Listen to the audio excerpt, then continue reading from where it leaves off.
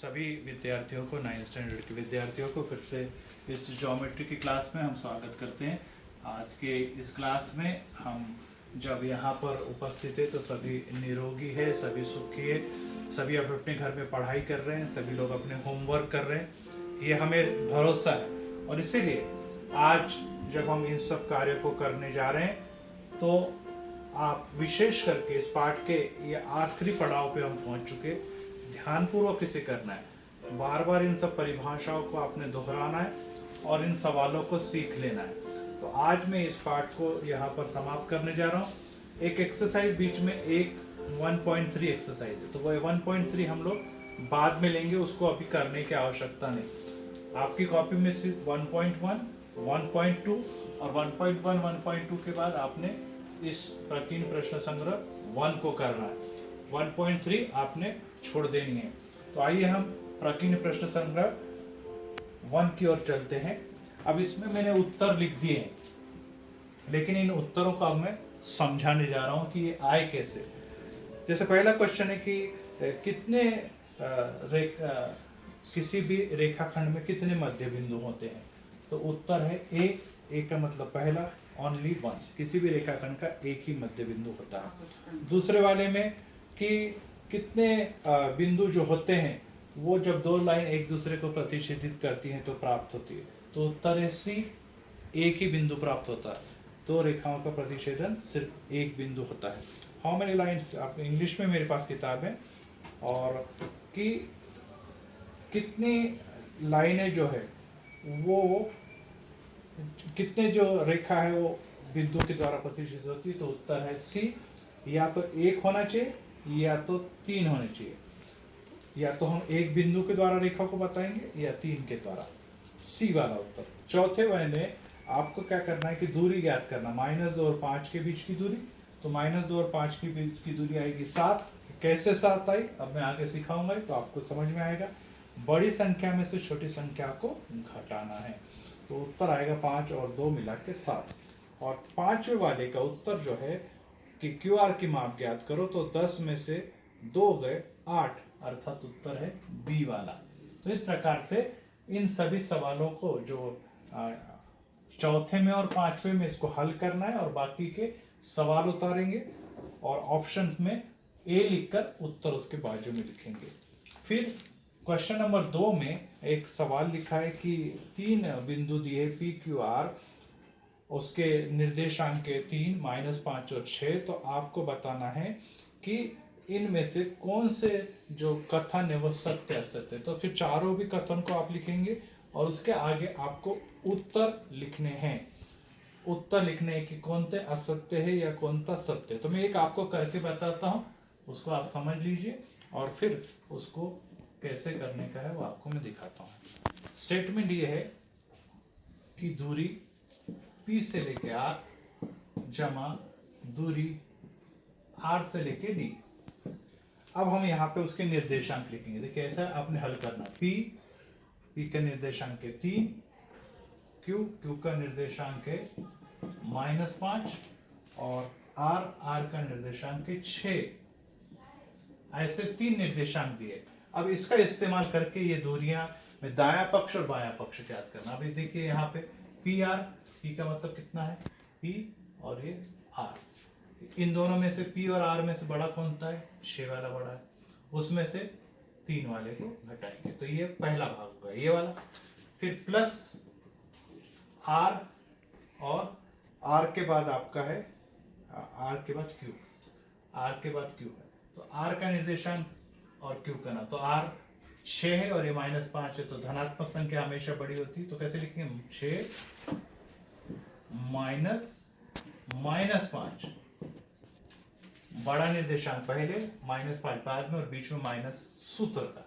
यहाँ पे बड़ा निर्देशांक पहले, छोटा निर्देशांक बाद में, माइनस सूत्र का। फिर 6 में से 3 गए 3 प्लस, अब देखिए यहाँ पर है -5, तो माइनस माइनस क्या हो गया प्लस। तो 6 में 5 मिलाए तो कितना हो गया ये 11, और इन दोनों की टोटल आपके आ गई 14। तो ये आपका बायां पक्ष हो गया। अब दाहिने पक्ष में क्या लिखा है, दूरी PQ ज्ञात करें। बायां पक्ष का मान इतना आ गया, आप अब चाहे तो उसको आप लिख सकते हैं लेफ्ट हैंड साइड, ये आपका है right hand side. P Q, P की मान कितना है 3, क्यू का मान है -5। तो बड़ा क्या है 3 बड़ा है क्योंकि धनात्मक संख्या, -5। हल कीजिए, माइनस माइनस प्लस 3 और 5 मिला के कितना 8। अब पहले का उत्तर आ गया 14, दूसरे का उत्तर 8। 14 और 8 बराबर है क्या? नहीं है, आपस में बराबर नहीं।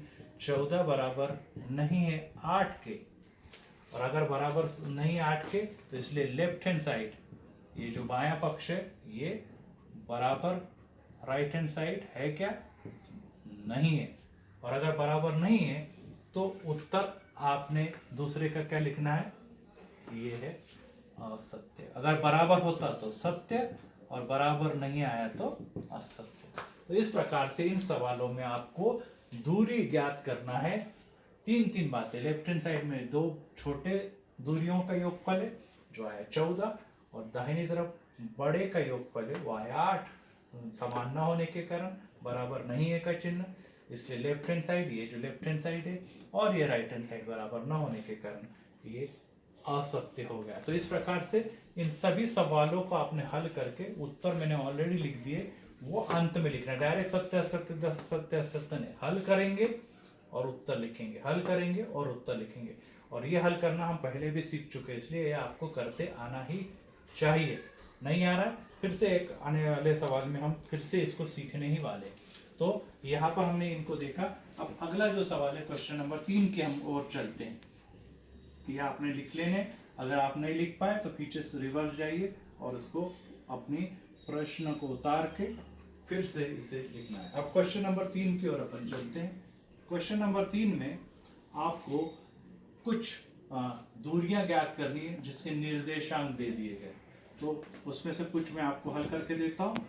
ये एक्चुअली सवाल जो है वो सभी 7वीं स्टैंडर्ड के सवाल है। अब इसकी दूरी ज्ञात करनी है आपको, डिस्टेंस। तो नियम क्या कहता है, मैंने आपको सिखाया कि इनमें से दोनों में से सबसे बड़े वाले निर्देशांक को पहचानिए, -9 और -1। तो इनमें से बड़ा कौन सा है? ऋणात्मक होने के कारण -1 बड़ा है, तो उसको पहले लिखा मैंने। फिर दूसरा छोटा निर्देशांक कौन सा है? बाद में लिखा मैंने उसको।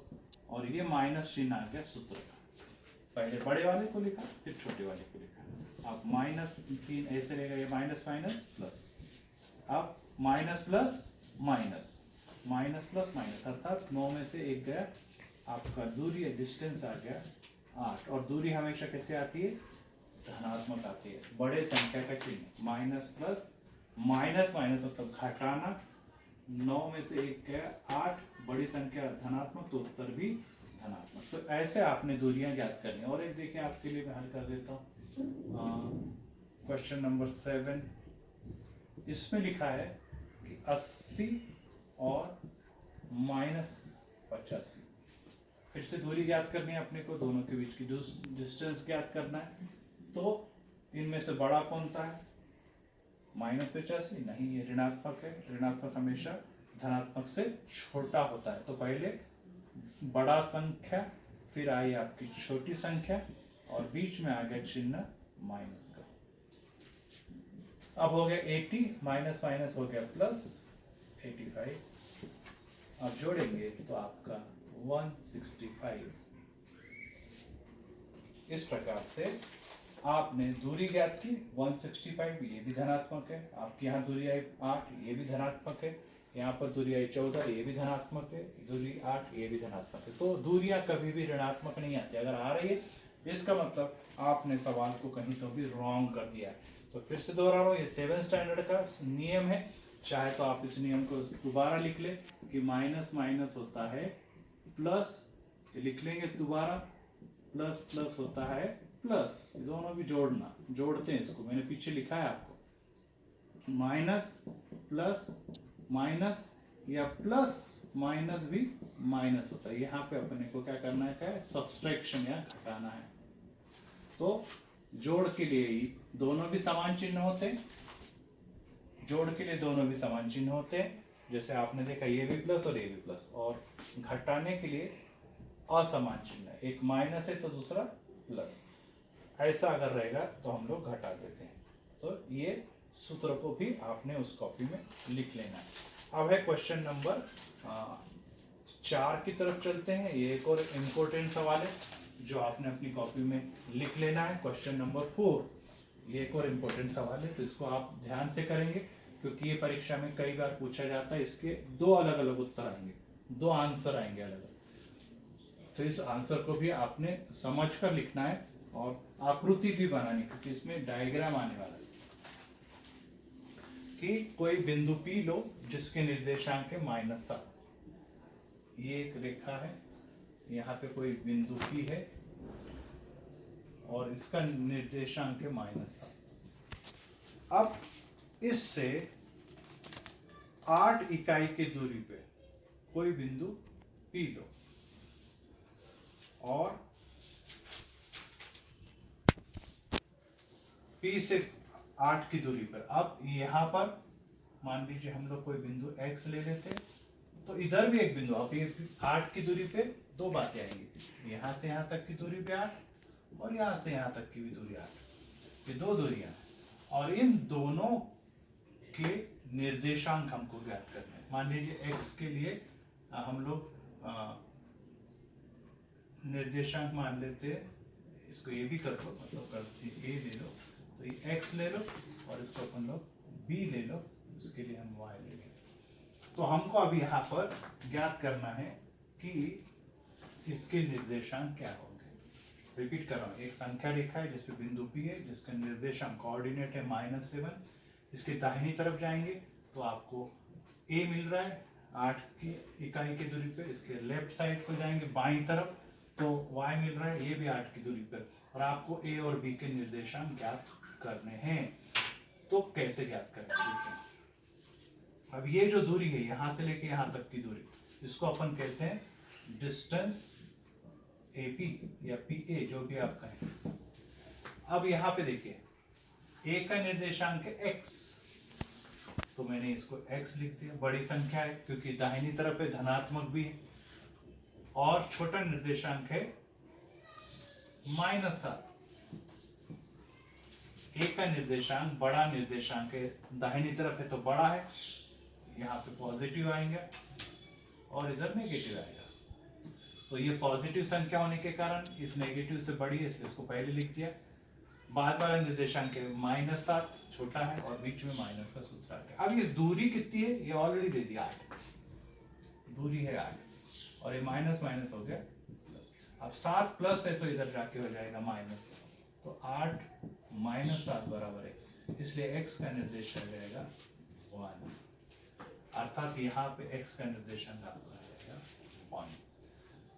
फिर दूसरा भाग करेंगे हम लोग, अब की बार ये दूरी निकालेंगे, दूरी BP। अब BP में आप देखिए, अब बाईं तरफ जा रहे हैं तो घटने वाला है, लेस होने वाला है, रिड्यूस होने वाला है, अर्थात कम होने वाला है।